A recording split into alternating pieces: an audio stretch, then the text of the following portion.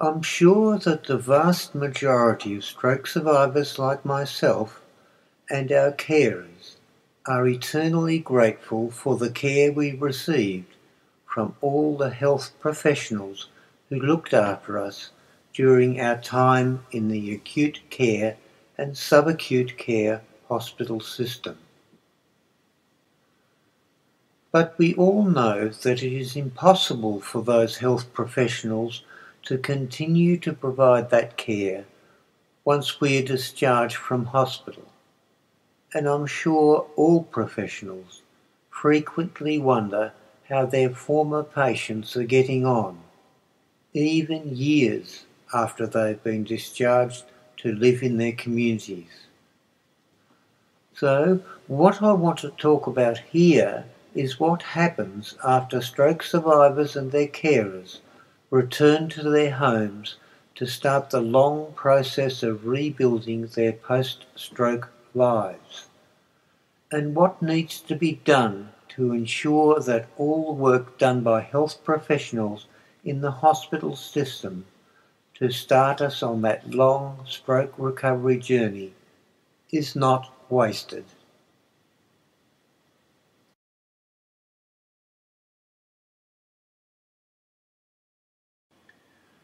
One can look at the stroke recovery journey travelled by stroke survivors and their carers as a continuing care pathway, which has three distinct stages. Firstly, there is the acute care stage, which commences immediately after the stroke occurs. It includes the ambulance trip to the emergency ward of a local hospital, the initial diagnosis of the cause of the stroke, the administration of TPA drugs if appropriate, and the stabilisation of the medical condition of the stroke survivor. The subacute care stage commences when the stroke survivor is transferred to a stroke rehabilitation facility where intensive physiotherapy, occupational therapy, and speech therapy occurs with the aim of recovering enough functionality for the stroke survivor to be safely discharged back into their community. And the community care stage, which commences when the stroke survivor is discharged from their rehabilitation facility to live in their own home or in appropriate supported accommodation.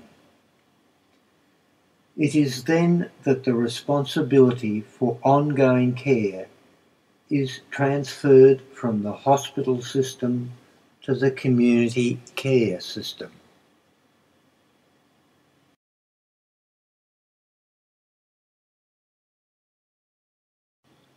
According to statistics published by the National Stroke Foundation, about 60,000 people suffer strokes in Australia each year. This represents about 0.26% of the Australian population, and about 72% of these strokes are first-time strokes. Of these 60,000 people, about 20% die within a month of having a stroke, and 33% live less than 12 months after their stroke. About 88% of stroke survivors live at home, most with a disability. Based on these figures, one can conclude that each year there are about 35,300 additional stroke survivors being discharged from hospitals to live at home in their communities. And if we accept that there are about 350,000 stroke survivors currently living in Australia, we can estimate that about 35,000 stroke survivors, or about 10% of the total number of stroke survivors, or 0.15% of the Australian population, are less than 12 months post-stroke and are either still in hospital or have been newly discharged to their homes. This means that there are about 315,000 stroke survivors, or about 90% of the total number of stroke survivors, or 1.37% of the total Australian population, who are greater than 12 months post-stroke and are living in Australian communities.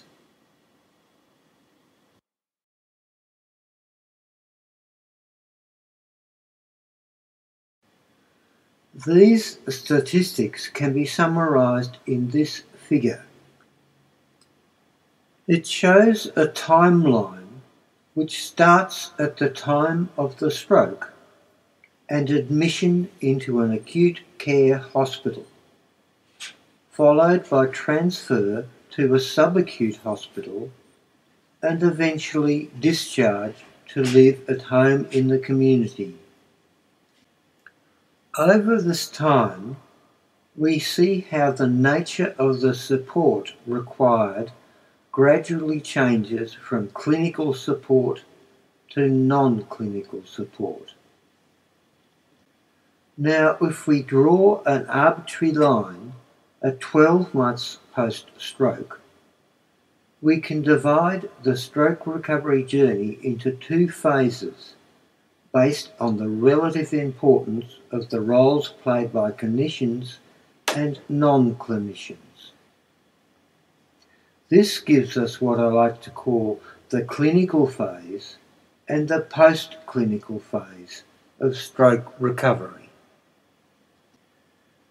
Now, some stroke survivors will progress rapidly through the clinical and post-clinical phases on their way to a full recovery. But other stroke survivors will progress much more slowly and get stuck in the clinical phase because they have disabilities that require significant clinical intervention for the rest of their lives. So there are roughly 35,000 stroke survivors, or 10% of the total stroke survivor population, who are on the clinical phase side of that line, while there are about 315,000 stroke survivors, or 90% of the stroke survivor population, on the post-clinical phase side of that line. This illustrates very clearly that the first 12 months post-stroke is critical from a clinical point of view. But that focus gradually changes to a point where stroke survivors and their carers enter the post-clinical phase of their stroke recovery, which is largely dependent on people playing non-clinical roles within the community care space.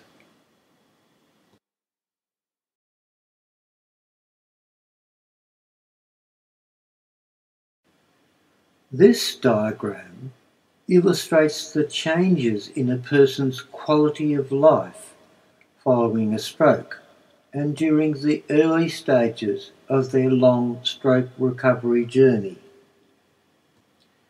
Firstly, the quality of life drops catastrophically immediately following a big stroke as physical, emotional, mental, and communication capabilities rapidly decline.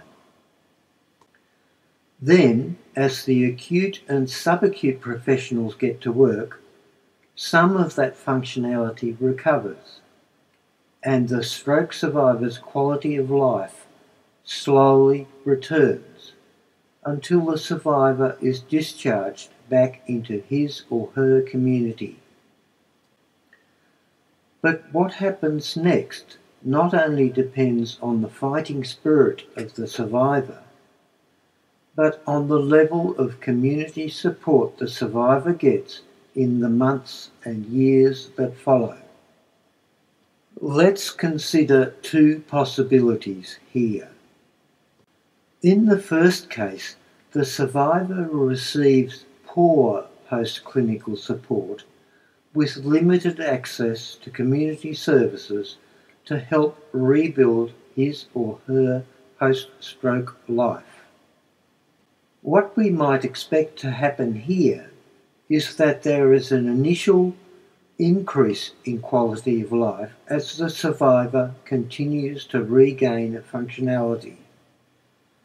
But things eventually become just too hard and the survivor sinks down into their own big black hole and a lowered quality of life. In the second case, the survivor receives good post-clinical support with good access to community services to help rebuild his or her post-stroke life.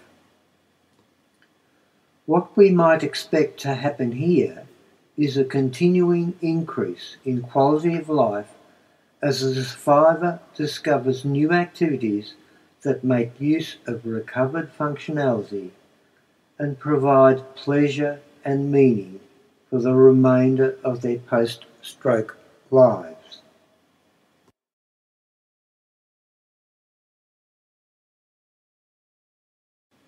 Let us now look at the respective roles of clinical support and post-clinical support in the success of a typical stroke recovery journey. First, let's look at the objectives of clinical support in both the hospital system and the primary healthcare system. Obviously, the main clinical roles are related to addressing the clinical needs of stroke survivors while they are still in the acute and subacute care hospital system, but also in the primary healthcare system. Another important clinical role is to prepare stroke survivors and carers for life back in their communities. But primary health care clinicians must eventually discharge stroke survivors and carers to some ill-defined community care pathway.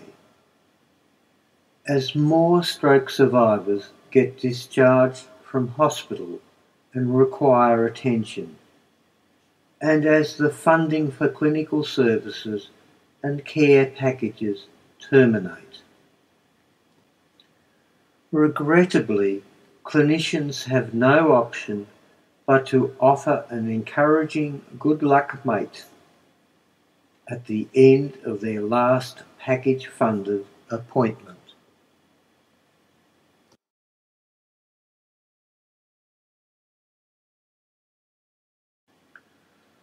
Let's now look at the objectives and roles of post-clinical support that must take over from the clinical support provided in both the hospital system and the primary healthcare system.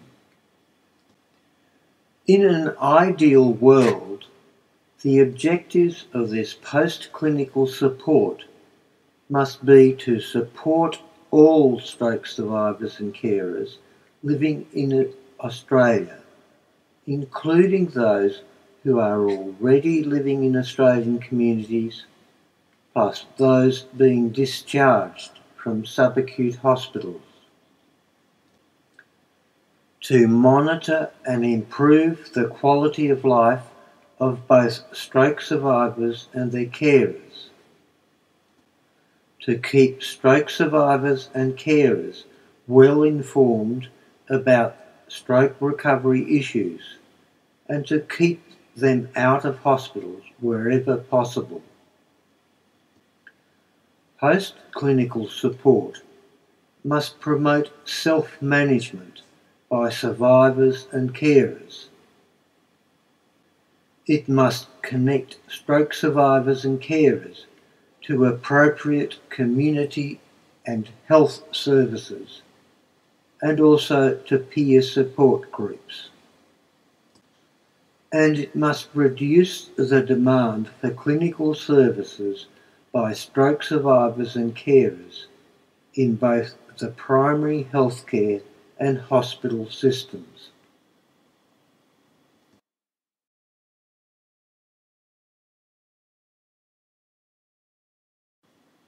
So who could play these post-clinical support roles in the community? Clearly, it can't be the clinicians and allied health professionals in the hospital or primary healthcare system who are already overworked. But they could be played by the many people living in the community who have what can be described as a lived experience of stroke. In other words, these people would offer post-clinical peer support. These peer support people would need to be trained to work cooperatively with clinicians, and especially to be able to earn the respect of clinicians, to understand clearly when clinical decisions are required, and be able to play a coordinating role where necessary. They would also need to have a good understanding of stroke rehabilitation therapies and have effective tools to monitor stroke recovery.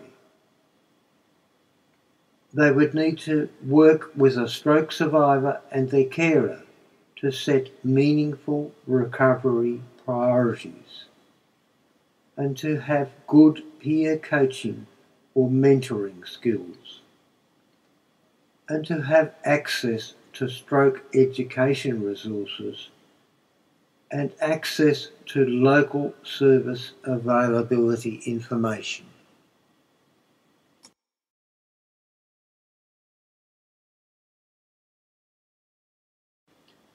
So what would be needed to enable this post-clinical peer support to happen?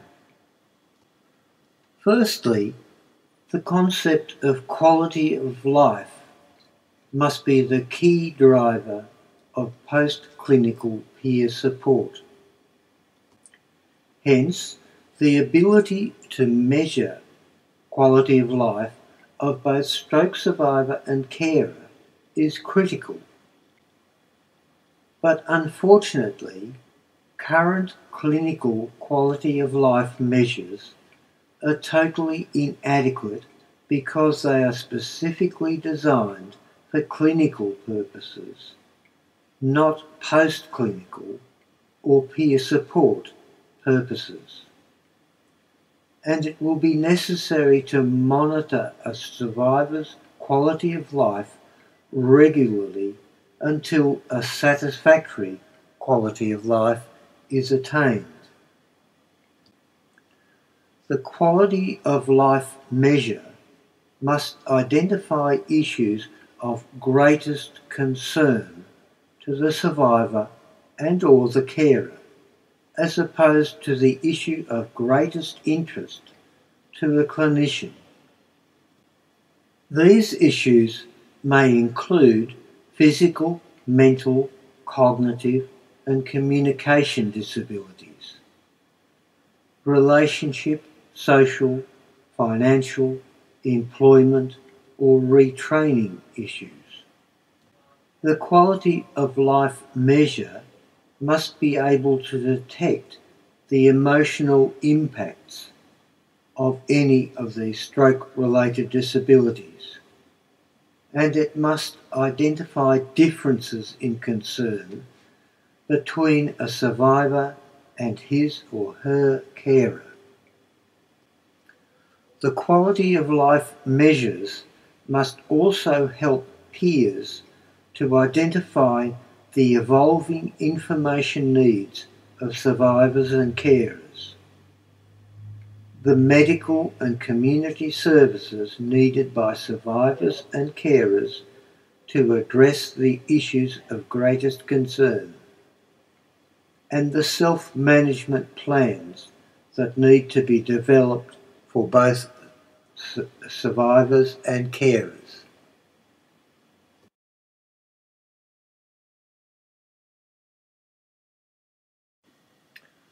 So, we specifically need a stroke quality of life survey that can provide a standardised method of monitoring the quality of life of stroke survivors, and is based on the activity and participation section of the ICF framework that helps clinicians, therapists and peer support team members to focus on the issues of greatest concern to the survivor and carer throughout their entire post-clinical stroke recovery.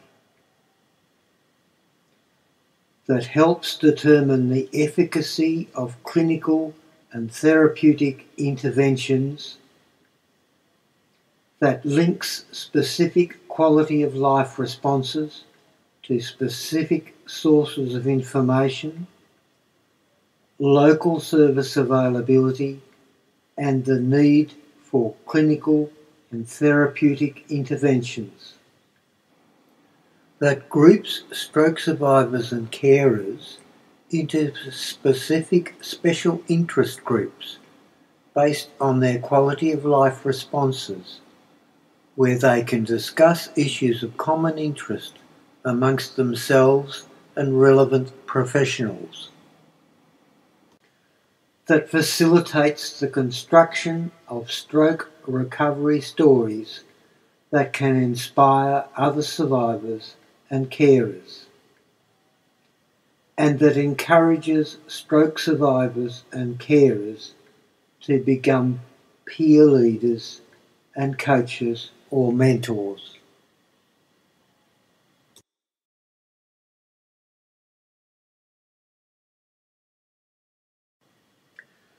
We also need a special stroke self-management program that is based on standard self-management programs but is modified to reflect the lived experience of stroke survivors and their carers. That self-management program needs to address the self-management needs of both survivor and carer, and it should be delivered in both classroom and online settings. It should be customisable for individual survivors based on their stroke quality of life survey responses, and it should support the development of action plans based on those responses. The program should also support the measurement of changes in quality of life following the completion of action plans, and keep survivors and carers focused on the specific stroke-related issues of concern. Finally, it should prompt survivors to record and share their stroke recovery stories.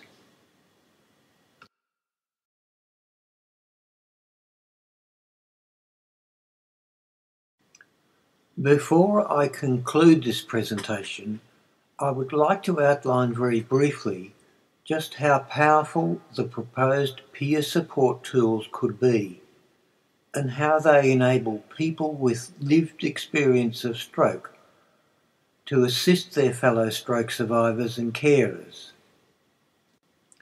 As I've already mentioned, the basis of this peer support tool is a specially designed stroke quality of life survey. This quality of life survey contains a number of questions relating to each of the 14 sections in the activity and participation and environmental issues section of the International Classification of Functioning and Disability, published by the World Health Organization. Each of these survey questions may be responded to in a number of ways which indicate the level of concern, recent changes, priority for action, emotional impact, and the desire to self-manage specific disabilities or environmental issues. Each response may be linked to one or more rules, which can be defined by health professionals, including research workers and experts in acute, subacute, or community care. These rules may link specific survey responses to information in the form of fact sheets, websites, videos, or podcasts that contain information relating to that particular response. This means that stroke survivors only receive the most up-to-date information that relates to their own specific concerns. The names of local providers of services that address that particular stroke recovery issue. Links to actions such as notifications to members of the survivor's medical support team, or even the issuing of requests for appointments or video conferences to discuss a particular stroke recovery issue of concern. The inclusion of stroke survivors in special interest groups relating to a specific medical or community support issue.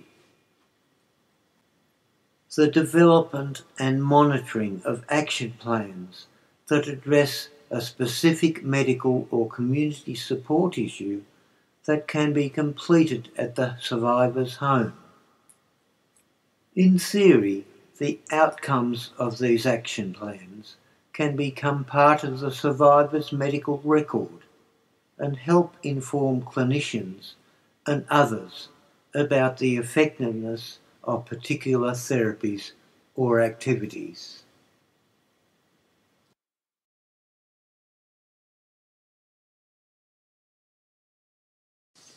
This slide illustrates how the capacity of the Stroke Quality of Life Survey to group survivors and carers into special interest groups will assist in building long-term bridges between the stroke survivors and carers community and health professionals and community health providers.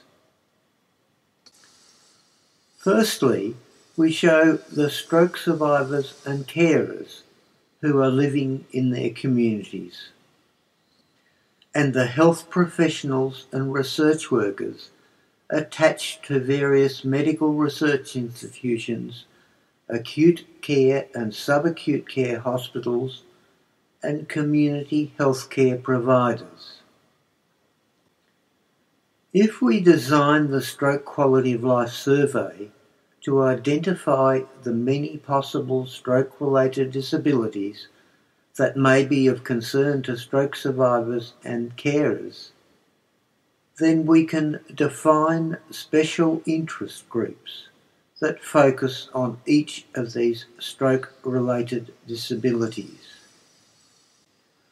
By getting stroke survivors and their carers to complete the Stroke Quality of Life Survey at regular intervals, it would be possible to direct individual stroke survivors and carers to special interest groups where they can share their immediate concerns and experiences. This would allow health professionals and research workers to link into the special interest groups of special interest to them whether that interest is from a research, acute care, subacute care, or community care perspective. I believe this kind of networking based on common disability-related interests will become a powerful mechanism for building bridges between health professionals and the people who benefit from their professional expertise. All of this is possible provided the Stroke Quality of Life Survey is properly designed and fully integrated into the post-clinical peer support tools I have been talking about. But this can all happen if, and only if, the whole stroke industry start to take the needs of stroke survivors seriously for once.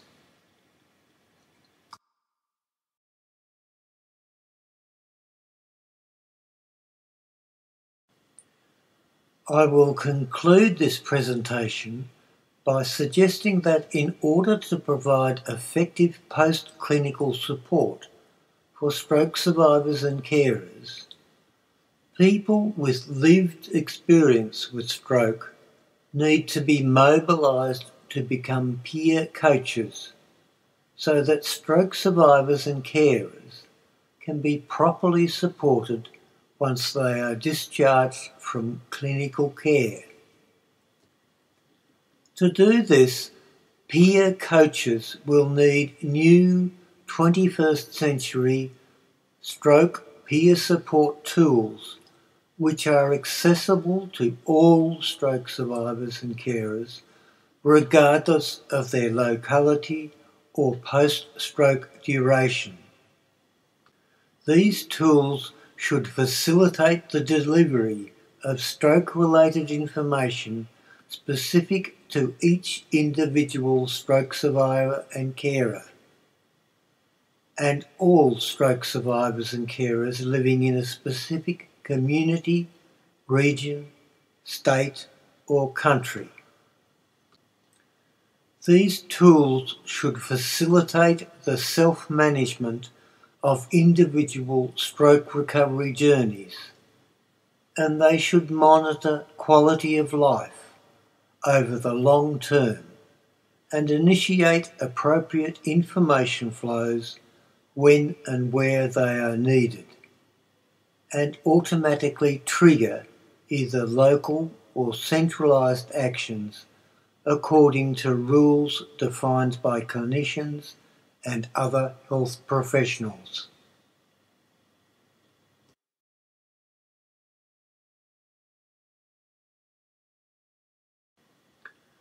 Thank you.